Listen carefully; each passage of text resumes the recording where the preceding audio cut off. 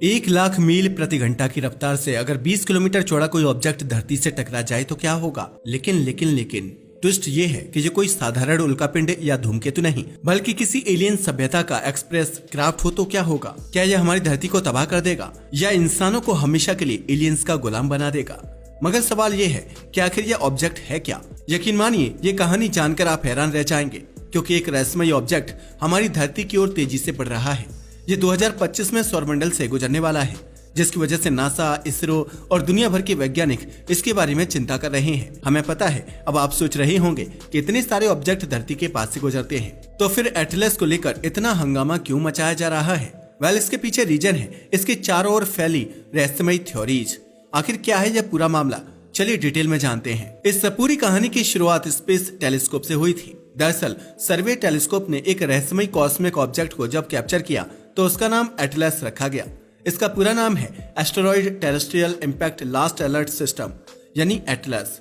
हालांकि ऐसा नहीं है कि इससे पहले धरती की सतह के पास से कोई ऑब्जेक्ट ना गुजरा हो, मगर एटलस की रफ्तार ने वैज्ञानिकों को हैरान कर दिया, क्योंकि यह 1 लाख मील प्रति घंटे की रफ्तार से चल रहा है।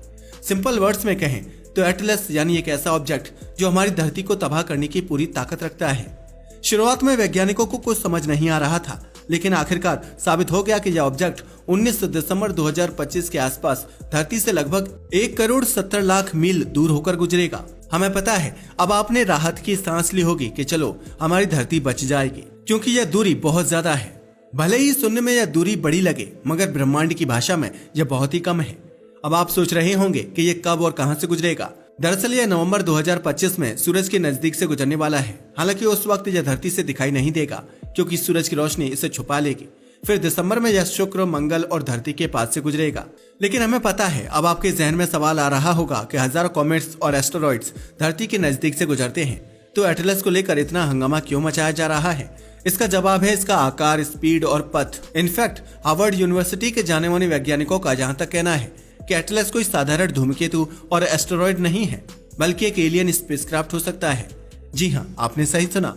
मगर सवाल यह है कि आखिर इतने बड़े वैज्ञानिक ऐसा दावा क्यों कर रहे हैं, और उनके इस दावे का कोई ना कोई आधार तो जरूर होगा। दरअसल इसका कोई एक कारण नहीं है। एक्चुअल में सबसे पहले तो इसका आकार ही इतना असामान्य है कि वैज्ञानिक सोचने पर मजबूर हो गए हैं, क्योंकि एटलस लगभग 20 किलोमीटर चौड़ा है, जबकि साधारण धूमकेतु इससे बेहद छोटे होते हैं। इतना बड़ा आकार ही बताता है कि यह शायद कोई इंजीनियरिंग स्ट्रक्चर हो सकता है। दूसरा कारण है इसकी अजीब रफ्तार। हबल टेलीस्कोप से पता चला कि इसकी गति 1,33,000 मील प्रति घंटा है। इसलिए नासा का कहना है कि यह अब तक का सबसे तेज विजिटर है। इसकी रफ्तार और एक्सीलरेशन किसी प्राकृतिक कॉस्मिक ऑब्जेक्ट जैसी नहीं है। तीसरा कारण है इसकी ट्रेजेक्टरी।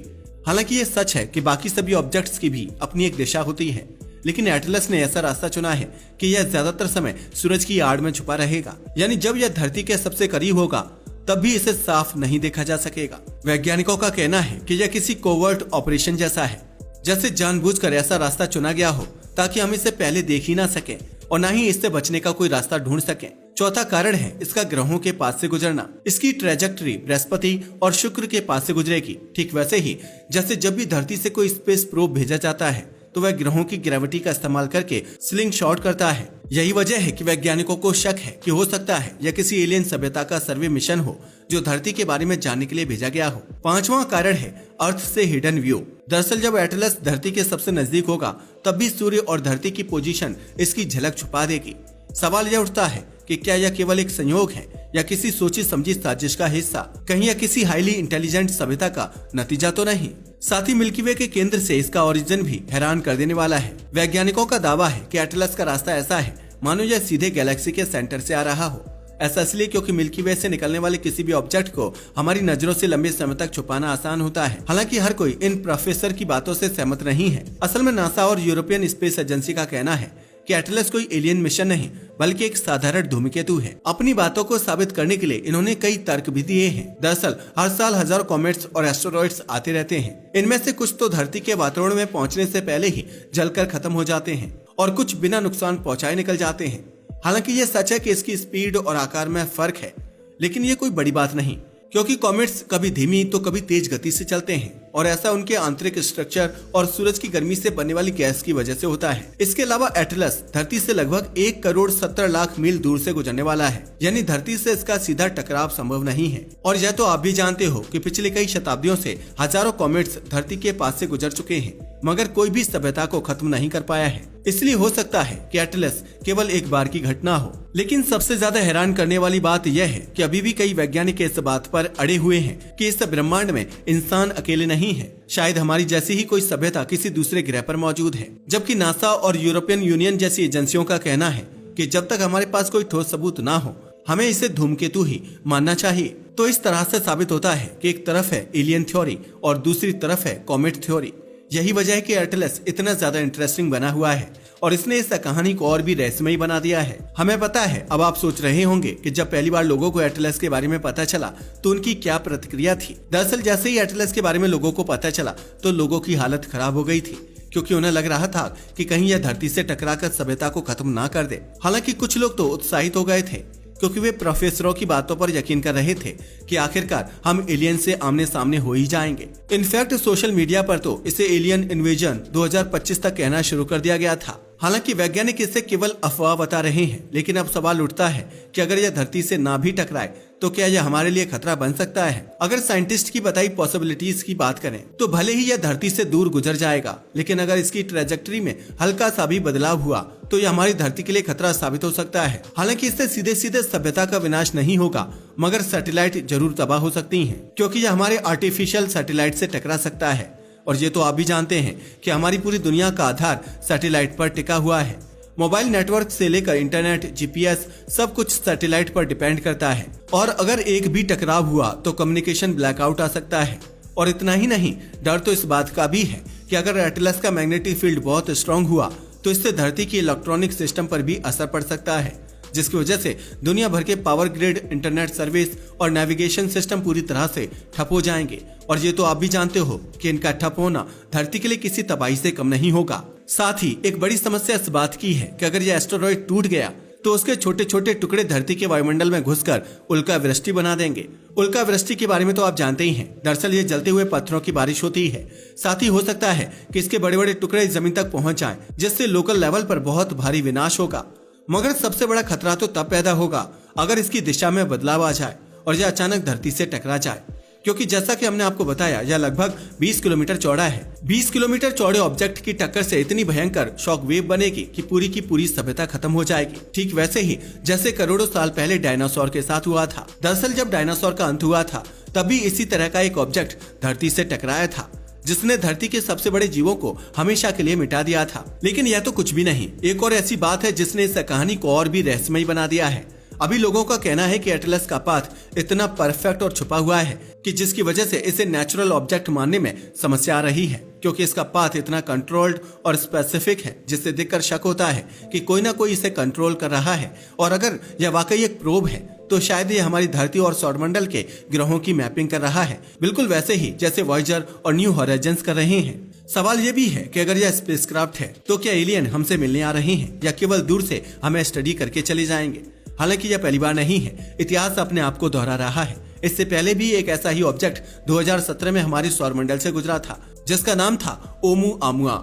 2017 के उस ऑब्जेक्ट के बारे में भी हार्वर्ड यूनिवर्सिटी के प्रोफेसर एवी लोएब ने कहा था कि यह एलियन प्रोब हो सकता है। और अब एटलस की एंट्री ने फिर वही शक जगा दिया है।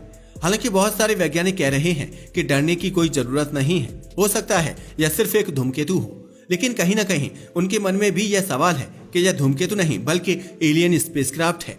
यही वजह है कि वे वेट एंड वॉच की स्थिति में हैं। एटलस लगातार धरती के करीब आ रहा है और उसके बारे में नई नई जानकारियां मिल रही हैं।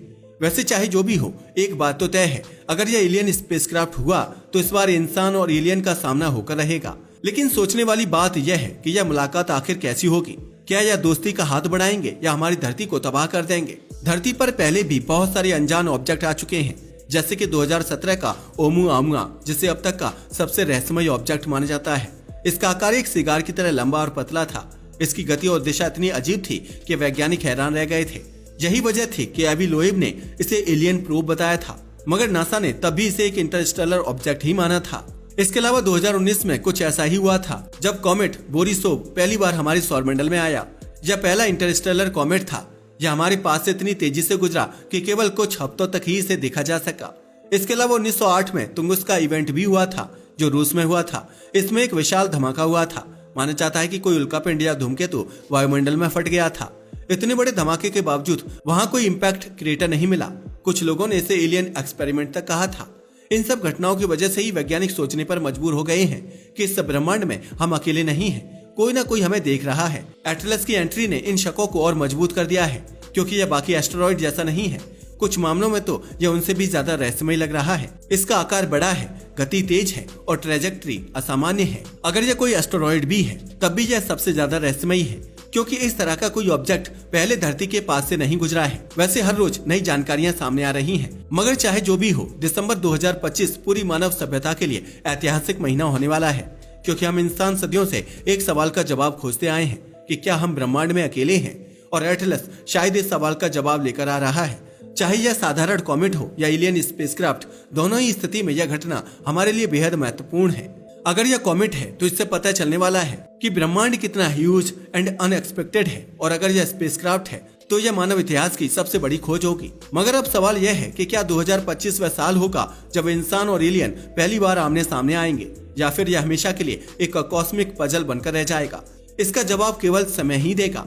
वैसे आपका इसके बारे में क्या ख्याल है, हमें कमेंट करके जरूर बताइएगा। और अगर आपको हमारी वीडियो पसंद आई हो तो इसे लाइक और हमारे चैनल को सब्सक्राइब करना ना भूलें। धन्यवाद।